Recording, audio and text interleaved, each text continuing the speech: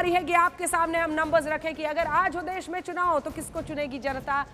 आपके सामने हम सबसे पहले वोट दिखाने वाले हैं, वोट परसेंटेज, क्योंकि आज अगर लोग वोट डालने के लिए पहुंचेंगे तो वो किसकी तरफ झुकते हुए दिखाई दे रहे हैं। सबसे पहला आंकड़ा आपके सामने, एनडीए को 44%, इंडिया गठबंधन को 40%, अन्य को 16% वोट।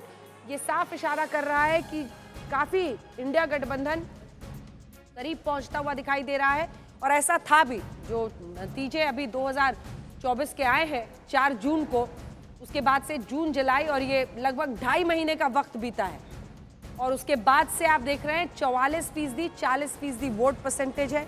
अब हम आपको दिखाने वाले हैं कि अगर ये देख लीजिए 44% एनडीए का, इंडिया गठबंधन का 40% और अन्य का 16%। ये साफ इशारा कर रहा है कि एनडीए को अभी भी एज है और ये एनडीए वही है जिसमें जेडीयू के नीतीश कुमार, क्योंकि प्री पोल अलायंस पहले भी था, वहीं टीडीपी भी उनके साथ है, चंद्रबाबू नायडू उनके साथ हैं, जिनके साथ मिलकर अभी सरकार चल रही है, क्योंकि 240 सीटें ही उनकी आई थी बीजेपी की।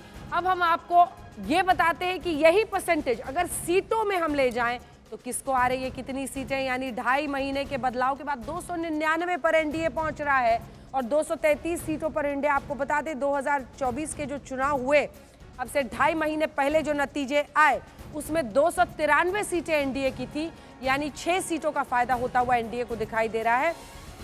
वहीं इंडिया गठबंधन को 234 सीटें थी, वो 1 सीट की गिरावट के साथ 233 सीटों पर आ रहे हैं और 11 सीट अन्य को जाता हुआ दिखाई दे रहा है।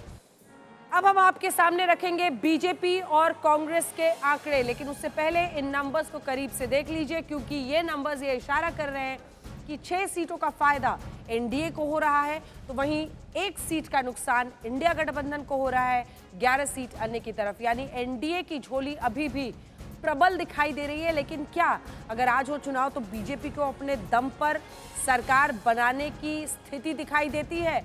आइए नंबर्स आपके सामने रखते हैं। सबसे पहले अब हम आपको शुरुआत कर रहे हैं वोट शेयर बताकर।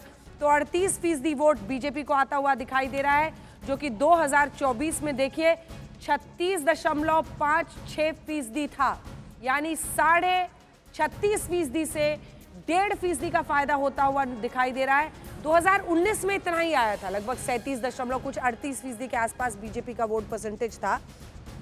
और 2024 में जो गिरावट आई थी वो अभी 2.5 महीने में ही मेकअप होता हुआ दिखाई दे रहा है, यानी 1.5% के फायदे के साथ 2.5 महीने के अंदर बीजेपी 38% वोट शेयर पर पहुंच रही है और वहीं कांग्रेस पार्टी 25% पर पहुंच रही है, क्योंकि कांग्रेस पार्टी को भी काफी फायदा हो रहा है। 21% वोट उनको आया था 2024 में और 4% का वोट फायदा, परसेंटेज फायदा उनको हो रहा है। यही परसेंटेज अगर हम सीटों में तब्दील करें तो किसको कितनी सीटें आती हुई दिखाई दे रही हैं। भारतीय जनता पार्टी को 4 सीटों का फायदा, वो 244 सीटों पर पहुंच रहे हैं और 7 सीटों का फायदा कांग्रेस पार्टी को, वो सीधा 99 से 106 सीटों पर पहुंच रहे, 193 पर अन्य दिखाई दे रहा है। बहुत दिलचस्प है ये नंबर्स, क्योंकि अभी 2.5 महीने के अंदर ही ऐसा इशारा है आज तक इंडिया टुडे सी वोटर के सर्वे में कि 244 भारतीय जनता पार्टी को आता हुआ दिखाई दे रहा है, 4 सीटों का फायदा, वहीं 106 सीटें यानी 7 सीटों का फायदा कांग्रेस पार्टी को दिखाई दे रहा है, 193 सीटों पर अन्य है। ये साफ इशारा है कि अब बीजेपी न सिर्फ स्थिति को बरकरार रखने में बल्कि थोड़ा बेहतर करती हुई दिखाई दे रही है। वहीं कांग्रेस 7 सीट आगे बढ़ी है, तो कांग्रेस को भी जबरदस्त इजाफा होता हुआ दिखाई दे रहा है। अब हम बात करेंगे प्रधानमंत्री के तौर पर अगला पीएम आप किसको देखना चाहते हैं? अगला पीएम कौन? तो अगला पीएम हम आपको दिखाते हैं। नरेंद्र मोदी को 49% वोट मिल रहे हैं और 22% यानी आधे से भी कम पर राहुल गांधी अभी भी दिखाई दे रहे हैं। अगर आज हो देश में चुनाव तो कौन पीएम के तौर पर आपकी पहली पसंद है? 49% यानी लगभग आधी आबादी जिसने इस पूरे सर्वे में भाग लिया है, वो आधी आबादी कह रही है कि हमें नरेंद्र मोदी ही बतौर प्रधानमंत्री चाहिए। 22% राहुल गांधी को अपने पीएम के तौर पर देखना चाहते हैं, जो 1,36,000 लोग इस सर्वे में शामिल हुए हैं उनमें से। तो ये मतलब इसको एक कंटिन्यूएशन के तौर पर माना जा सकता है। एनडीए के लीडर के तौर पर प्री पोल अलायंस में जेडीयू और टीडीपी के साथ चुनाव लड़ने के बाद सबसे ज्यादा 240 सीटें बीजेपी की आई। जितना इंडिया गठबंधन की सारी पार्टियों को भी मिलाकर सीटें नहीं आई थी, उतनी अकेली बीजेपी की आई। लेकिन जेडीयू और टीडीपी के साथ मिलकर उनकी सरकार बनी। 49% पर प्रधानमंत्री की लोकप्रियता बरकरार दिख रही है, 22% राहुल गांधी की। अब जो अगला प्रश्न हमने जनता से पूछा था, 2024 के लोकसभा चुनाव के नतीजों का आधार आप क्या मानते हैं? तो ये प्रश्न जब हमने लोगों से पूछा है तो देखिए, फिर से मोदी सरकार पर भरोसा 37% लोग कह रहे थे सबसे ज्यादा। वहीं 14% बीजेपी के अहंकार को लेकर उनकी नाराजगी थी, ये 14% लोगों ने कहा है। एक मजबूत विपक्ष देश की जनता चाहती थी, ये 12% लोगों ने कहा है। कई राज्यों में आपने देखा होगा लोकसभा के नतीजे साफ इशारा कर रहे थे, मामला एकदम बैलेंस था आधा आधा पे। ये साफ हरियाणा देखिए, आप यूपी में देखिए किस तरह से समाजवादी पार्टी ने किया। साफ इशारा था कि उनको एक मजबूत विपक्ष चाहिए था। अर्थव्यवस्था सुधार की जरूरत, ये 11% लोगों ने कहा है। वहीं 5% लोगों ने कहा है सत्ता विरोधी लहर। तो कुल मिलाकर फिर से मोदी सरकार पर ही भरोसा की बात कहने वाले लोग 37% थे। अब जो अगला प्रश्न हमने लोगों से पूछा, अब तक का सबसे अच्छा प्रधानमंत्री आप किसको मानते हैं? और ये वो प्रश्न है जो हर बार हम लोग करते हैं। और देखिए, टॉप ऑफ द माइंड एक बार फिर से नरेंद्र मोदी 52% वोटों के साथ देश में सबसे, अब तक के सबसे, आजादी के बाद से अब तक के सबसे लोकप्रिय प्रधानमंत्री के तौर पर लोगों के दिमाग में है। 1,36,000 से ज्यादा लोगों ने में से आधे से ज्यादा लोगों ने वोट, 52% लोगों ने नरेंद्र मोदी को दिया है। वहीं दूसरे नंबर पर टाई है अटल बिहारी वाजपेयी और मनमोहन सिंह के बीच में।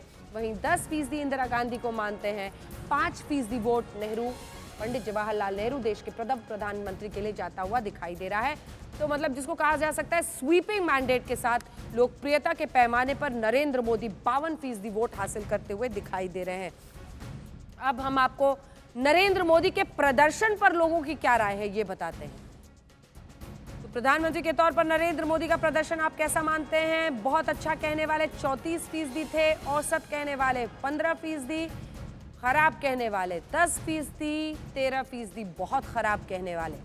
तो बहुत अच्छा और औसत को आप इधर मिलाएंगे तो लगभग 49% होता है। लेकिन खराब और बहुत खराब वाले भी 23% लोग हैं, जो साफ इशारा कर रहे हैं कि ये जो एक हिस्सा है लगभग 23% का इस पूरे सर्वे में, वो सीधा सीधा सरकार के काम से, मोदी सरकार के काम से नाखुश दिखाई दे रहा है।